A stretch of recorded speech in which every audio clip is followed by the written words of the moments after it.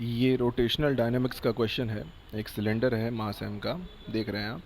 ये घूम रहा है ओमेगा नॉट से और रेडियस r है, तो इसका सेंटर ऑफ मास अभी तो r ओमेगा नॉट से सीधा चल रहा है। ये स्टेप को हिट करेगा और इसके ऊपर चढ़ जाएगा, मतलब कुछ ऐसे वो उसके ऊपर चढ़ जाएगा। उन्होंने बोला है कि फ्रिक्शन सफिशिएंट है कि वो आराम से चढ़ सके। अब अगर आप देखें, मैं यहाँ पे फिर से बना देता हूँ। पॉइंट P यहाँ है, पॉइंट P यहाँ है, स्टेप का कोना जिसको कहते हैं आप। और ये जो हाइट है ना इसकी, ऑब्वियसली ग्राउंड से तो रेडियस पे ही होगा वो। और पॉइंट P की हाइट आपने देखा क्वेश्चन में लिखा है r/4, मतलब ये जो सेंटर है ये पॉइंट P से r-r/4 3r/4 की ऊंचाई पे ऑलरेडी चल रहा है और फिर उसको टच करके उसके ऊपर रोल होके चढ़ जाएगा वो। तो हम क्या करेंगे, हमें यही करना है, यही सोचना है। कंजर्वेशन ऑफ एंगुलर मोमेंटम किसी फिक्स पॉइंट के अबाउट करना चाहिए हमें, और वो फिक्स पॉइंट P ही रहेगा।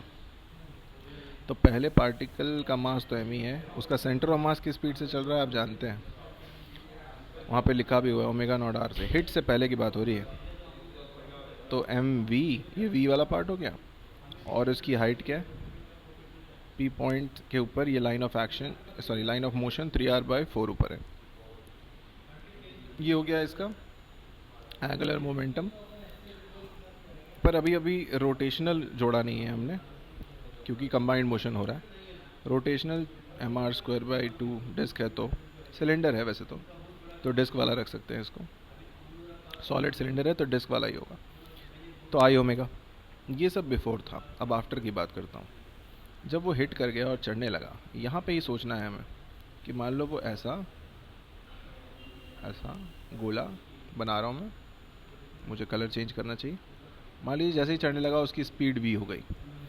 अभी भी कोई रोलिंग फ्रिक्शन, मतलब अभी भी कोई स्लिपिंग नहीं हो रही है, और मैं मान लूँ घूम घूम रहा है ओमेगा से, तो अभी भी तो v r ओमेगा होगा। ये दोनों ही v और ओमेगा नए पैरामीटर्स हैं जो हिट के बाद हैं, जब वो ऊपर चढ़ रहा है, ये मैंने माना है। तो अब मैं लिख सकता हूँ कि एक तो ट्रांसलेशनल एंगुलर मोमेंटम के लिए mvr, और रोटेशनल तो अभी भी मोमेंट ऑफ इनर्शिया सिलेंडर का तो वही है, बस ओमेगा नॉट से ओमेगा हो जाएगा।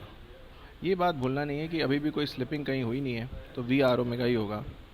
Assume required friction is present, है ना, तो वी आर ओमेगा ही होगा। तो ये जो वी है ना, इसको मैं आर ओमेगा लिख सकता हूँ। अब इधर लेफ्ट और राइट सॉल्व कर लेते हैं। ये 3mr² ओमेगा होगा, यानी कि लेफ्ट हैंड साइड को अगर जोड़ दें तो 5/4 mr² ओमेगा नॉट है ये, लेफ्ट हैंड साइड वाले दोनों को जोड़ें तो। और राइट हैंड साइड में पहले v को आप r ओमेगा लिख दो, तो वो mr² ओमेगा हो जाएगा, और ये टर्म mr²/2 ओमेगा है, तो ये 3/2 clearly mr² omega, and here mr² will be cut and I am getting a value of omega। और यही मांगा भी गया था, तो यहाँ से ओमेगा आ रहा है 5/6 omega naught, which means option number A here is the correct option। कि जैसे ही उसने इसके ऊपर कांटेक्ट करके चढ़ना शुरू किया, उस वक्त उसकी एंगुलर स्पीड हो गई 5 ओमेगा नॉट/6।